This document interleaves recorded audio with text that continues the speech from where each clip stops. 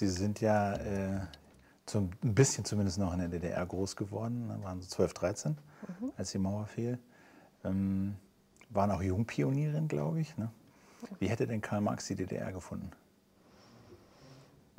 Wahrscheinlich nicht sehr gut. Verknöchert, dogmatisch, unfreiheitlich, glaube ich, das hätte ihn schon umgetrieben. Aber es ist natürlich Spekulation, weil vielleicht wäre er auch stolz gewesen, dass man in seinem Namen sowas hinbekommen hat und recht weit gekommen ist auf dem Weg zum Projekt einer sozialistischen Gesellschaft. Was war denn das größte Missverständnis? Also was hätte ihn am meisten gestört? Was wäre das größte Delta gewesen zwischen seinen Ideen und das, was dann am Ende draus gemacht wurde? Also ich glaube, dass er ein grundsätzlich skeptischer, fragender, offener Geist war, dem es genuin um die Veränderung der Verhältnisse ging, um eine Beseitigung von großen Ungerechtigkeiten und Ungleichheit von Wohlstand, um Chancengleichheit. Ihm ging es auch darum, Leute dazu zu bringen, sich zu engagieren, sich einzubringen, zu partizipieren, die Möglichkeit zu haben, zu wählen und sich zu engagieren. Gleichzeitig war aber bei ihm auch angelegt so eine Art Überzeugung, dass, wenn man so wie er auf die Welt schaut, materialistisch, sozialkritisch, mit dem historischen Determinismus, den er im Kopf hatte, mit utopischen Vorstellungen, die Gesellschaft geht zwangsläufig in die Richtung Sozialismus, Kommunismus, dass da doch was angelegt war, was sich eben gut instrumentalisieren ließ, aufnehmen ließ für ein politisches Programm, wo es darum geht, eben Leute zu mobilisieren. Insofern finde ich die Frage grundsätzlich schwierig zu spekulieren, was er davon gehalten hätte, was daraus gemacht worden ist, weil ich glaube, zum Teil, oder nicht alles ist eben sozusagen gegen seinen Willen oder gegen seinen Geist gemacht worden, sondern teilweise waren sie angelegt in dem, was er entworfen hat und was er zu Lebzeiten auch in aktiver Politik versucht hat zu gestalten. Das müssen wir mal erzählen, weil das ist ja schon jetzt auch in diesem Jubiläumsjahr, sagen wir mal, ein bisschen überraschend, wie positiv auf Marx geschaut wird. Und es stellt sich natürlich die Frage, auch so, weil es ja schon auch ein einzigartiges Konstrukt ist, da ist jemand, der hat relativ umfassende Schriften verfasst und einige Jahrzehnte später endet das in so einer Massenideologie und der Sowjetunion und vielen Toten. Welche Verantwortung trägt Marx für das, was daraus gemacht wurde? Der Bundespräsident Steinmeier hat bei einem Matinee im Schloss Bellevue eine sehr schöne Rede gehalten und hat das auf den Punkt gebracht. Wer mit Wort zu tun hat und mit Worten schafft, der hat natürlich auch Verantwortung im besten Sinne des Wortes. Also ganz lossagen kann man ihn davon nicht.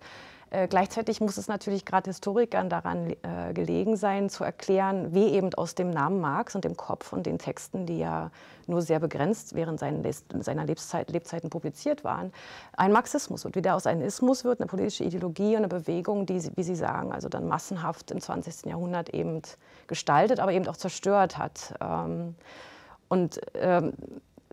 Ja, wiederum, da ist die Frage, glaube ich, doch schwierig, inwieweit wäre er gegen das aufgetreten oder eingetreten, was mit veranstaltet worden ist mit seinen Gedanken. Ich glaube, ein Erklärungsansatz, der mir wichtig ist, dass er mit seinen Schriften das eben verstanden hat, den Leuten damals ihre Gegenwart begreiflich zu machen. Und dass daraus sich auch erklären lässt, warum er heute so fasziniert wiederum, weil ich glaube, dass es heute vielleicht auch mangelt an schlagender, plausibler, gut erzählter, sprachgewaltiger Sozialkritik. Das, was heute in der komplexen Welt uns umtreibt, kann man zum Teil mit Marxischen Begriffen und Ideen und Theoriegerüsten versuchen zu erklären, wenngleich sie in vieler Weise auch veraltet sind.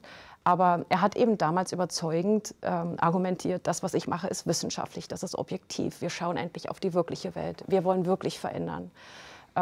Das hat jedenfalls die Menschen, die ich untersucht habe, die erste Generation, fast mehr beeindruckt und fasziniert und angezogen an ihm und für ihn eingenommen, als das utopische Versprechen einer kommunistischen Zukunft, zu der er ja nicht sehr konkrete Vorstellungen geäußert hat. Also diese Gegenwartserkenntnis, das Versprechen, die Gegenwart durchschauen zu können, wenn man sie mit dem Kapital betrachtet, ist fast wirkmächtiger gewesen als dieses Machbarkeitsversprechen, was er gleichzeitig auch immer transportiert hat und argumentiert hat. Ja. Also Sie haben ja für Ihr Buch, glaube ich, 9 Persönlichkeiten erforscht, beschrieben, die ja in ganz Europa unterwegs waren, um was zu machen? Die Ideen zu übersetzen oder voranzubringen? Was war deren Mission? Die wollten die Welt verändern, die wollten sich politisch engagieren. Ich habe mich auf die junge Erwachsenenzeit dieser neuen ersten marxistischen Intellektuellen in 4 verschiedenen Ländern konzentriert, die zunächst ja gar nicht Marxisten waren und nur im Laufe eines doch sehr wachen, kritischen, großen Interesses für die gesellschaftlichen Zustände ihrer Zeit, das schon außergewöhnlich auch war und auch ausgestattet mit einer guten Bildung, mit emphatischen Elternhäusern, mit einer großen Überzeugung in die eigene Wirkmächtigkeit, die Fähigkeit, mit der eigenen Hand und mit dem eigenen Kopf die Welt zu verändern oder zu beeinflussen.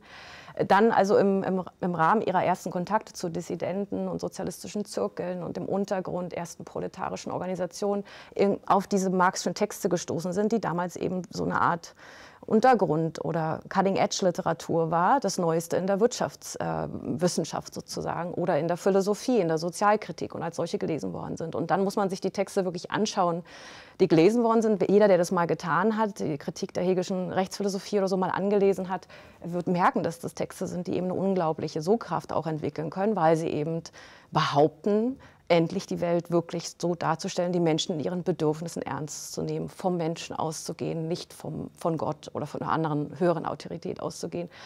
Dass das eine Wirkkraft entfaltet, mit der sich dann Politik machen lässt, weil es eben auch zugleich immer den Aufruf enthielt, Leute, organisiert euch das Proletariat als Klasse, das ja damals noch gar nicht richtig existierte, aber sozusagen als Vision auf den historischen Marsch geschickt worden ist und so. Das ist ein Aufruf, sich zu beteiligen in einem Zeitalter, wo eben das Wahlrecht noch sehr, sehr selten war und nicht weit verbreitet.